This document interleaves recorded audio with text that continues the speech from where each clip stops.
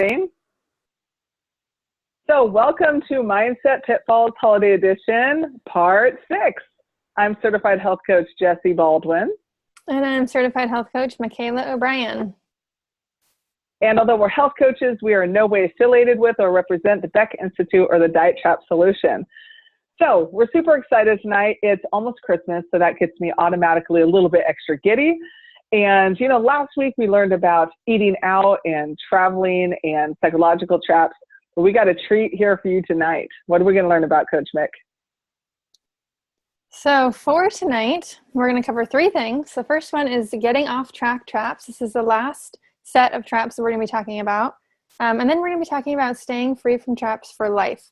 So this is kind of going to be where we wrap it up. We put a pretty bow on it. We're going to kind of summarize what we've learned and, talk about some different strategies that we've learned over these last 6 weeks. And then we have a two surprise interviews for you. So you have to wait and see. We're going to do those last, and they're going to be fun. So stay on for the interviews. That's what we're going to do today or tonight. And then, of course, this is the book that we're going through, The Diet Trap Solution. If you haven't bought it yet, you are a procrastinator. So get the book, take the quiz on page 19 if you haven't done that yet. Oh, that was good. You're a procrastinator. All right. So real brief, I'm going to go quick through this real fast. So this is the meat and potatoes of what we're doing, and it's how to create an escape plan. If you haven't learned this yet, go back to part 2 that we did, because this is everything that we're doing. That's all I'm going to say about it. Nice review, Jessee. Thank you. Thank you very much. All right. So next slide. All right. Tonight, we're going to start with getting off track traps.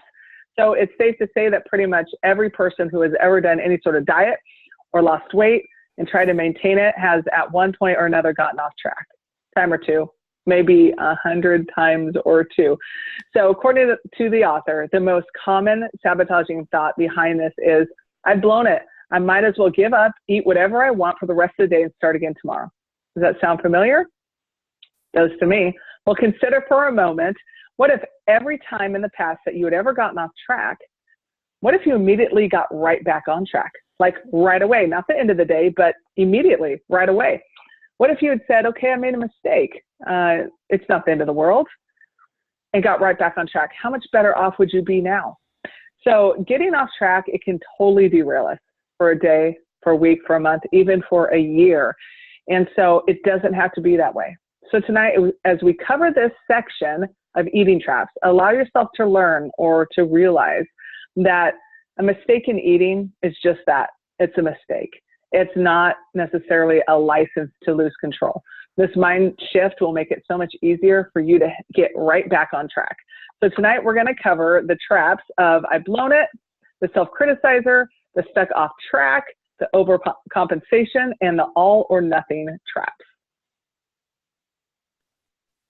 Okay, so the first one, the I've blown it trap. This is definitely one that I struggle with. So this is this poor little doggy. He blew it. He knows. He's bummed. Okay, so this trap is all about you tell yourself that you will get back on track tomorrow. Like Jessee said, how many of us actually struggle with this trap? I totally do. If you do, can you type yes in the chat? I'm curious how many people struggle with this trap. It's a really common one. All right, I see some yeses. And he is cute. Okay, so for this trap, we tell ourselves, I've blown it for the day. I might as well have whatever I want and I can start again tomorrow. But sometimes tomorrow doesn't come, right? Because then the next day we do the same thing. So for this one, the funny thing is that we don't do this in any other area of our life. If you think about it, eating healthy or eating in general is the only place where we think it makes sense to compound one mistake with another mistake, right? So let's say you are going down a flight of stairs and you stumble down a few. Would you think, oh, I've really blown it now, and throw yourself down the rest of the stairs? Like, no, you'd never do that because you'd be crazy. Or imagine that you were driving on the highway and you missed your exit. Would you think, oh man, I've really blown it. Let me just drive another 5 hours before I consider turning around and going where I'm supposed to be going? No, we wouldn't do that. It's not logical to compound one mistake with another mistake. But we do that with eating, right? We make one mistake and we think, oh, well, might as well get back on track tomorrow. And we compound it with all these other mistakes instead of stopping in our tracks and saying, what do I need to do to reassess and get back on track? So I wanted to read a reminder card that was in the book. It's really good. It's on page 199. And it says, when I make a dieting mistake, remember that it makes no sense to keep making more. Just as I would never consider throwing myself down any more stairs if I stumbled, I shouldn't consider continuing to eat off track. It's the same thing. So I love that idea is let's stop and let's reassess instead of continuing to make more mistakes and spiraling out of control. All right, so next is the self-criticizer trap. All right, so for me personally, I would consider myself to be the queen amongst this crowd. This is when you beat yourself up for making a mistake. I'm really hard on myself, so when I blow it and go off track, I tend to beat myself up for it. Anyone else here like that? Put it in the chat. If you can hear me, if you can feel me, you beat yourself up for it. You're hard on yourself. I even tell myself, you're a health coach. You know, like being a health coach makes me immune to struggling with, you know, food traps and such. So common sabotaging thoughts with this are, I feel weak and stupid, or I can't get back into control, or it's been a really bad week, so I might as well, you know, indulge in the cookie dough, or go ahead and go to Sonic and get whatever Sonic has. I have no idea. I don't eat there. But anyway, so a good response card to this is, if I feel like I'm having a bad week, ask myself, is that an accurate picture of what is going on? What am I still doing well? Remember that a few mistakes don't cancel out all the positives. I love that. It's a total mind shift here, focusing on the positives instead of the little bit of negative. So did you get up this morning and brush your teeth? Good job. That's something positive.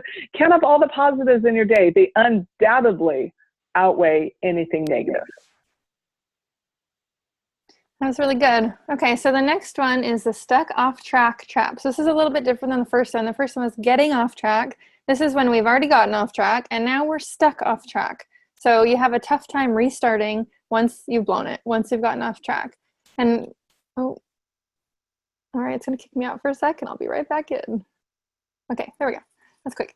All right, so for this one, we have a lot of negative thoughts, like I can't commit, I can't get back on track, I can't do this, it's too hard, I doubt if it's even worth it. Okay, that's a big one, is when we start doubting, it's not even worth it. I have doubt with getting back on track, this isn't something I can do, it's not worth it. But think about for a second when you're on plan. Think about when you're eating healthy and you're pursuing your goals. How do you actually feel? You feel great. Your body feels good. Your mind feels good. You're proud of yourself. You're moving forward. You have self-confidence, okay? So let's read some of these strategies. I'm going to move my camera so I can see them. All right, so struggling to get back on track is much harder than actually being on track, right? So getting back on track is so hard, but once we get there and once we're in a real strong place with our program and we're feeling good, being on track is way easier than trying to get on track, okay? Click. Where's my next one? There we go. Think of how much better you feel when you're on track. Okay, how much better you feel mentally. You're proud of yourself. We're not beating ourselves down like we just said in the last one. We feel good. We're proud of ourselves, and we feel good physically too. And then this situation isn't hopeless. Make a list of strategies and reminder cards for the sabotaging thoughts. So make a plan. This one's all about being intentional and making a plan.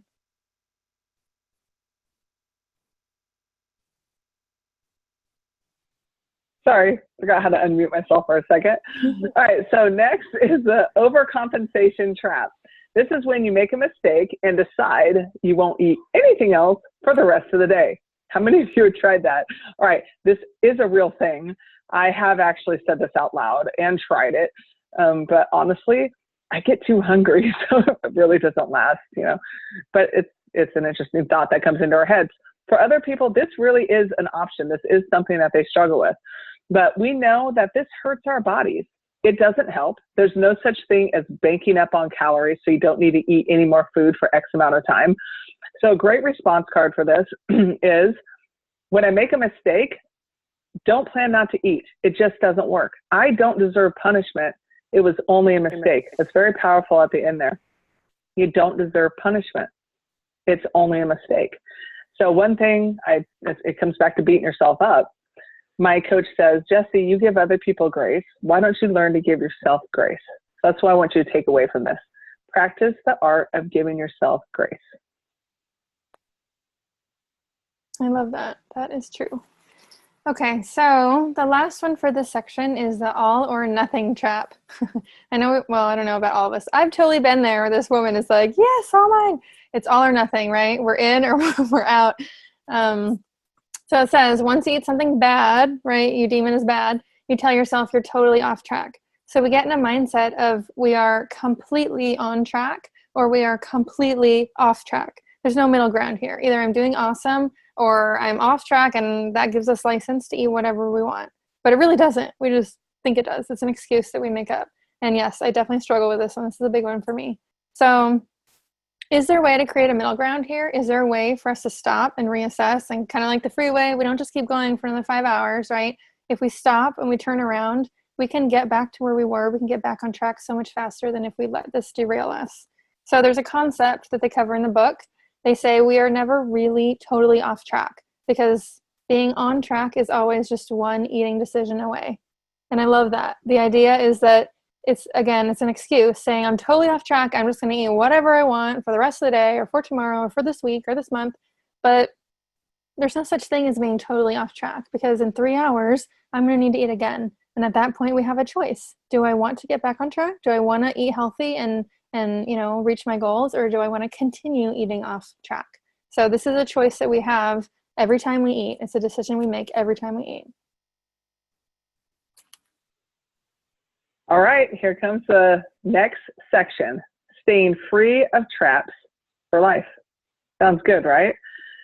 So everything we've covered from the Diet Trap Solution book over the past 6 weeks, it's been really great information, hasn't it? But what good does it do if you don't use it? It's just like having a treadmill in your bedroom. Just because you own a treadmill, does that automatically mean that you're going to lose weight? No, that's silly. You have to actually use it to get benefit from it. So this staying free of traps for life section, it's going to be brief. It's going to be one big, huge review of the past 6 weeks, but it's the answer for staying free from traps. You see, we already gave you the answer. This is just accumulation of it and some extra additional strategies. So you have to continue to develop your own strategies. Just relying on sheer willpower alone, it's only going to take you so far. So the answer is changing your habits and dealing with the mindset part of your health journey. That's the entire purpose of these webinars, to give you more tools to put in your toolbox to fix the problem. Or if you will, more weapons to put in your armory to fight the battle of the bulge. So let's continue here and think of a specific goal. So if you can think of a specific goal, such as I would like to be down 2 dress sizes before my cousin's wedding, just something specific. Do you have any sabotaging thoughts around that goal? You got to identify them in order to deal with them, right? Do you need to develop any new skills? Are there any psychological issues around this that are creating an issue, like a sense of deprivation or lack of willpower? So you got to think about the skills that you've learned already from this webinar series. And we're going to go over a few foundational strategies next that we can apply to the challenges that we are facing, and so we can reach our goals. That's a bummer, Jess. I totally thought if I had a treadmill in my room, just kind of like osmosis, it would just work for me. I didn't realize you had to run on it. I know, it's weird. They totally just take our money. It's funny. Okay, so the next one, these are some of the foundation strategies that we have talked through. There's some really good ones here. This list isn't everything. This is just a great summary of what we've talked about. First one is writing an advantages list for achieving your goal. I love the concept of your advantages list. Write it, read it, let it be what's in the forefront of your mind, because it will overpower a lot of the temptations that you face. If you really are balancing, I want to reach my goals, I want to be healthy, I want to do this for me, for my family, versus cookie dough. Cookie dough is awesome. I love cookie dough, but it puts it in perspective. So write your advantages list. Composing and reading reminder cards for your sabotaging thinking. Do that, okay? If we plan ahead, if we know the events we're going to, and we've taken time to think through our sabotaging thoughts and we've made response cards to them, that's going to help us. So do that one. Creating lists and scheduling what you're going to do and when, okay? This is all about intention and planning. Planning is so important here. So be intentional with your choices and plan. Next one, giving yourself credit for every step you take. I love this one. Sometimes we make one mistake. We do one thing off plan and we beat ourselves up about it. But what about the other 100 things we did that day? that were amazing, that kept us moving forward. So take time to think about all the good things you've done instead of beating ourselves up for the one off-plan choice. The next one is accepting discomfort. So we talked about this one a little bit before. Instead of being stressed or something happens, family, doesn't even matter what it is, but instead of turning to food to cope, comfort eating, instead allow yourself to be uncomfortable. Allow yourself to sit and process. Allow yourself to go through it and process it and deal with it without stuffing the feelings down with food. This is a hard one, but it's a good one. The next one is strengthening your resistance muscle. Every time you say no to junk, every time you stay in your plan, you are strengthening that resistance muscle. So if you think of it that way, we want to weaken our giving in muscle. We want to strengthen our resistance muscle. I love that concept. That was great. All right. So next, additional strategies. So first one, consulting friends, family members, coworkers, mentors. Coaches. This is just simply, coaches, simply, thanks for that addition, creating accountability for yourself. You're going to have someone in your life. We hit this point again because it is that important. It is that important to have someone in your corner who's encouraging you. And so next is changing unreasonable rules such as perfectionism and over-responsibility. Don't be so hard on yourself.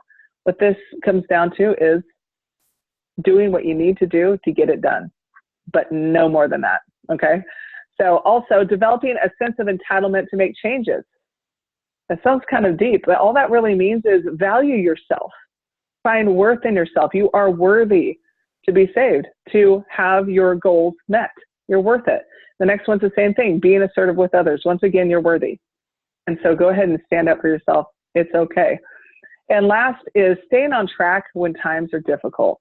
You're going to hit rough patches. You just are. It's a part of life. And it's all about developing new coping skills that don't revolve around food. So that can be developed from your distractions list that we've talked about in other webinars. But this is a continually developing escape plan that you're working on. It will change. It will need to be reviewed. It will need to be updated. It's going to be a fight. It's going to be a battle. But you know what? It gets easier the more you get into it. And so that concludes the staying. Is that right, Mick? Does this conclude staying traps free of traps for life? Mm-hmm. All right. All right. You can tell we practiced a lot this time. You ready for me to go to the next slide? Yeah, go ahead. I'm good.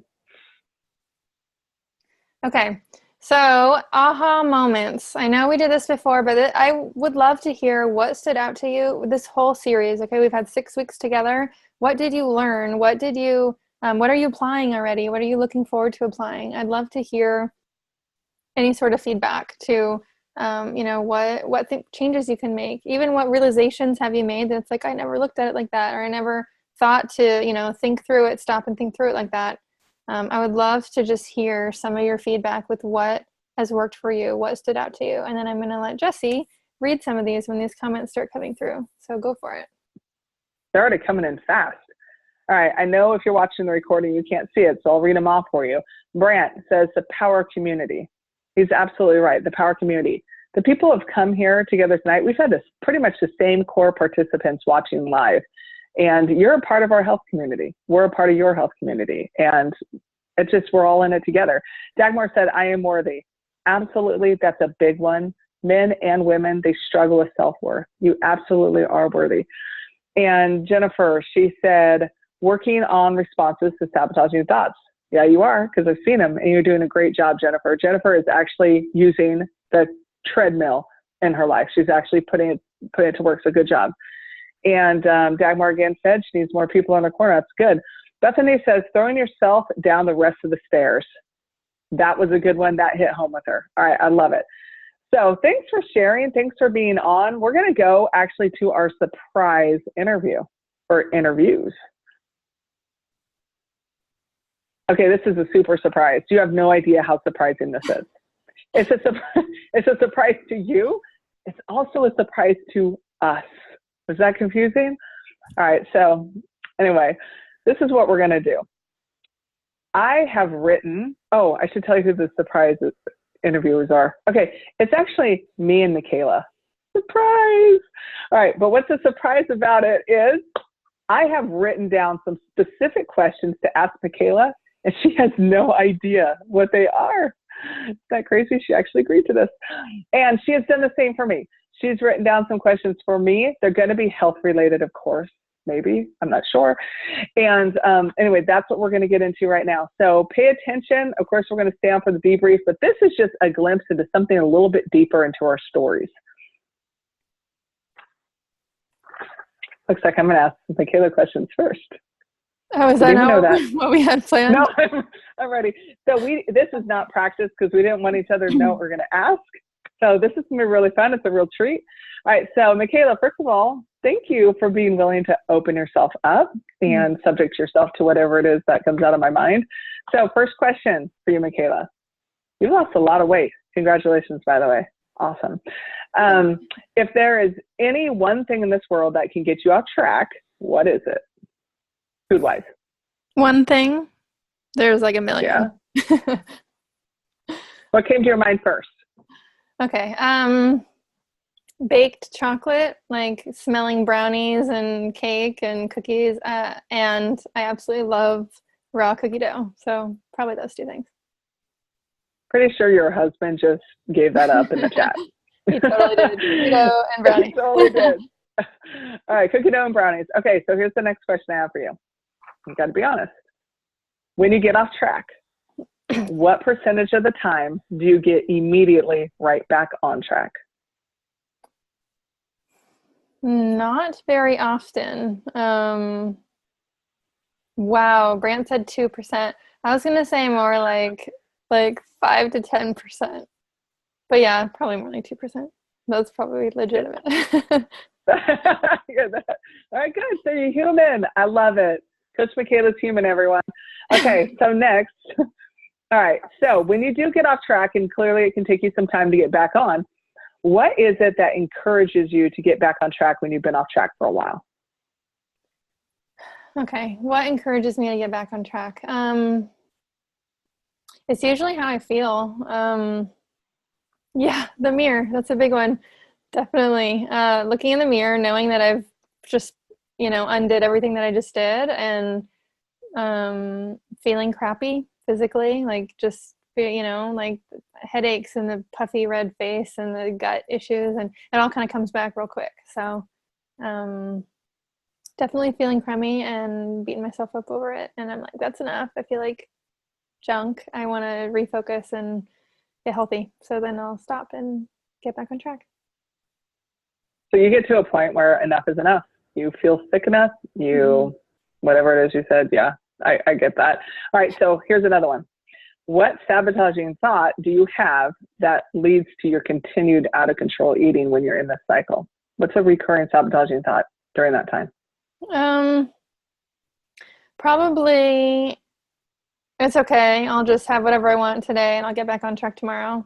And then tomorrow I'm like, it's okay. I just want to have this. It's day one. Day one's really hard. And this is over here and it looks yummy. So I'm just going to have that and I'm going to start again tomorrow. And then tomorrow just doesn't come. That's an endless cycle of day ones. Yeah. Mm-hmm. We have a name for that, don't we? We call it day one hell. Yep. Yeah, I know. I feel it. All right. So that's your sabotaging thought, was basically, I'm going to start again tomorrow. Mm-hmm. Tomorrow. You're putting it off. What is a response card that you could write to that sabotaging thought?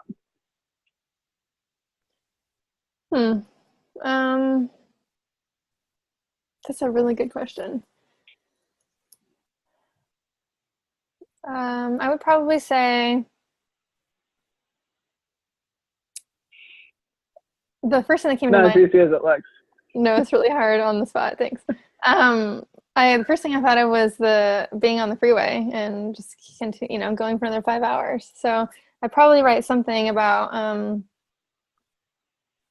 I really do want to reach my goals. I really do want to be healthy and feel good mentally and physically. And if I stop now and refocus, I'm going to be that much closer than a week from now when I have all that much more work to do. I don't know.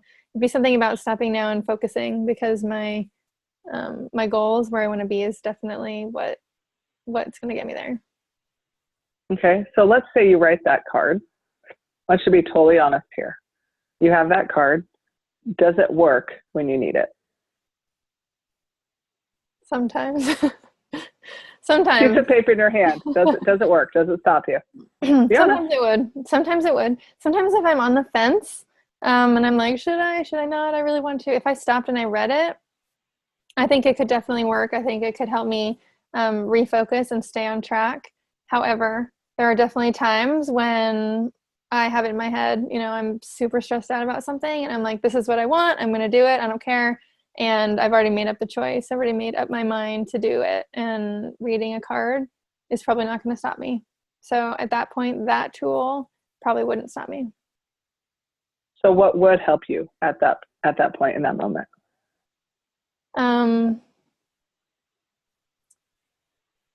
The only way that I could refocus is to think about what I want. And so my top 10 list, thinking about my goals, being able to imagine myself where I want to be with my goals, that's what's going to get me there.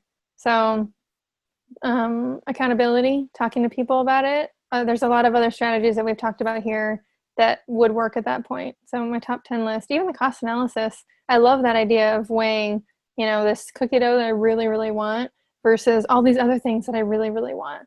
And so I think I would have to turn and look at these other strategies that we've learned. And the response card is just one. It's a good one, but it's just one. The idea is to have all these tools available. So, yeah. Okay, good. All I could think of when you said that is, tell me what you want, what you really, really want. Okay, so I love that. Basically what you just said, Mikaela, if I can summarize, is it paralleled what Hillary Clinton said when she said it takes a village to raise a child. It takes a village, a whole community to raise a child. And so what you have going on is you've got to encounter this one situation. One thing, one response card is not going to do it. I like that you were honest about it. It's true. It's not going to do it. You have got to create an entire escape plan. You need to have a lot of tools and strategies at your disposal because that's what it's going to take. And so that was good. You were honest about it and you're absolutely right. It's going to take a whole lot of things, community, accountability, everything else that we've named throughout the last 6 weeks. So good job. I have one last question for you. You ready? Yes. This is probably the most important one of the night, and okay, it's going to be a little personal. Okay. Oh, because these ones are not personal at all. This one's extra personal. Okay, I'm ready. What is your favorite brand of toilet paper and why? Wow, that is a personal question. Yeah. Angel Soft is my favorite toilet paper. Yeah, you gotta tell me why. Because angels are soft? No, Angel Soft, they sell it at Walmart. I don't know. It's really soft, but it's not so terribly thick. It's a good consistency. I don't know. Okay, let's move on. Thank you, Mikaela. Thank you so much for being so open and honest about everything, including your brand of toilet paper. Wow, that was awesome. Thank you for that question. Okay, so it's my turn. I'm glad I get to go last. You're in for it now. No, I'm just kidding. Okay, so my first question for you is, what is the most common sabotaging thought that you have? I know what came to mind first, so it's probably the most common, is that I don't believe that I will ever actually be skinny. I don't see it ever happening. I never have been. I'm not like other people who go on a diet program and they're getting back to where they once were. I've never been there. Well, maybe when I was 30, but I don't remember that. So to me, that's the most common thing is I kind of don't believe it. Don't be sad, guys. It's okay. I'm all right. No, that's deep. I get it. I'm curious though. You have clients, right, that are on your program that are doing well. Do you believe they can reach their goals? Absolutely. In fact, when I see them thin already. I absolutely believe they can reach their goals. Yes. So why do you believe that they can reach their goals, but you can't? Well, I know they can reach their goals because I know the program I coach works. Undoubtedly, it's predictable transformation. I know it works.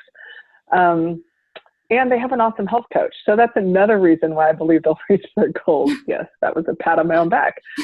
Awesome. Why don't I believe I can? It's something I've never seen for myself. And I realize that for them, it's something they've never seen for themselves either. And I just feel like it's a complete step of faith. I have never looked down and seen a flat stomach. I know you can see that picture there and it looks flat. It's not. Black hides a lot. I have no idea what that would even feel like. I want to, but I'm totally stepping on faith here and just keep moving one day at a time. That'll actually happen.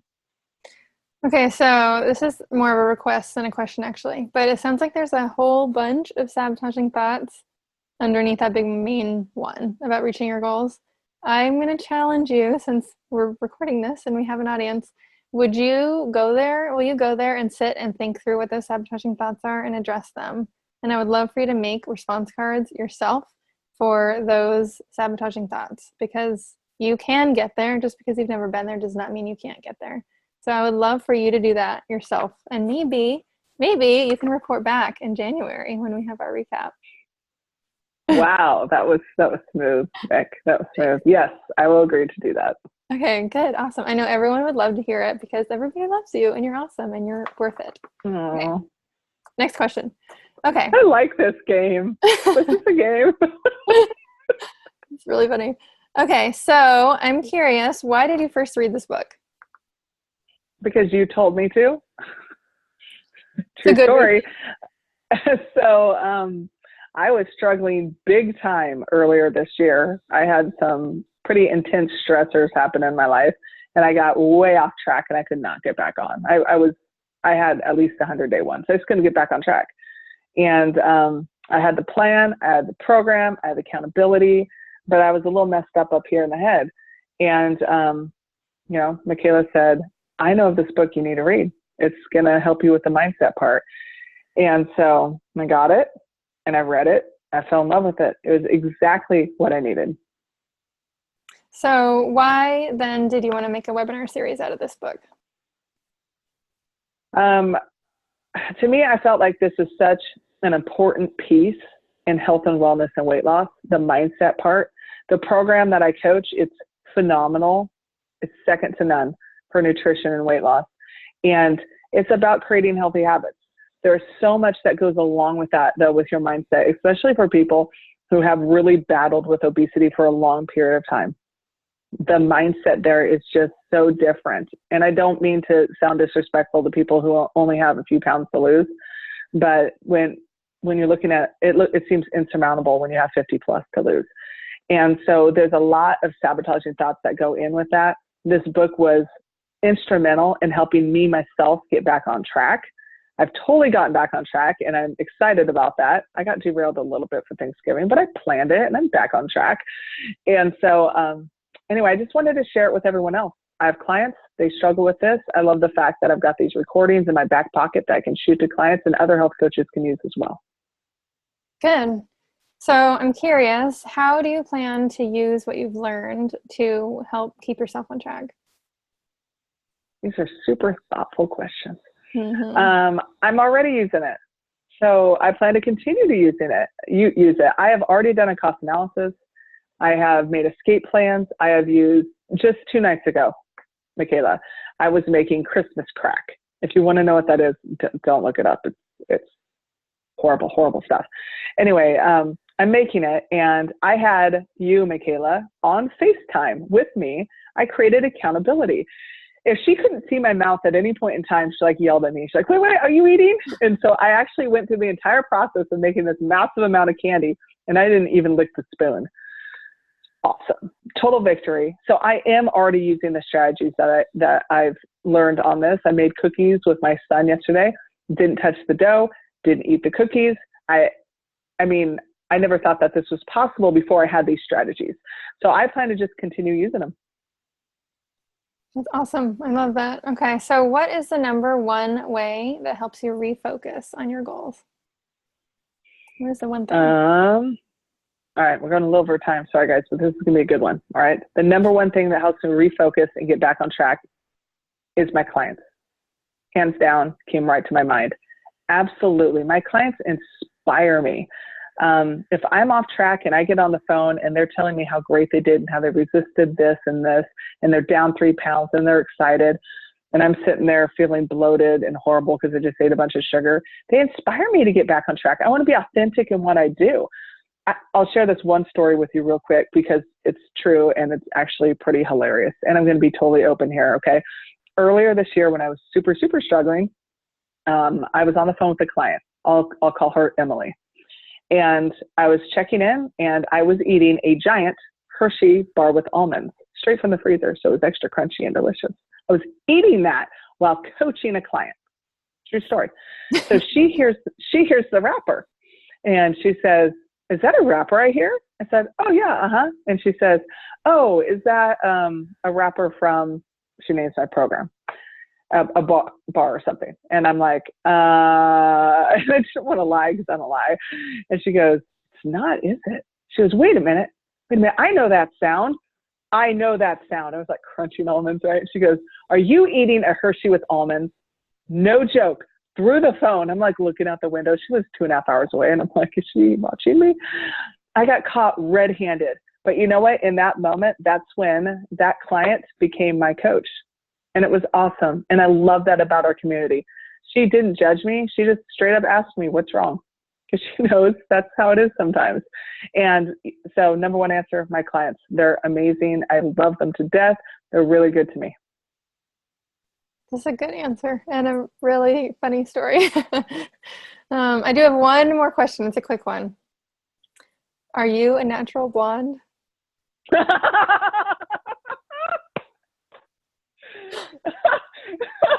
was awesome.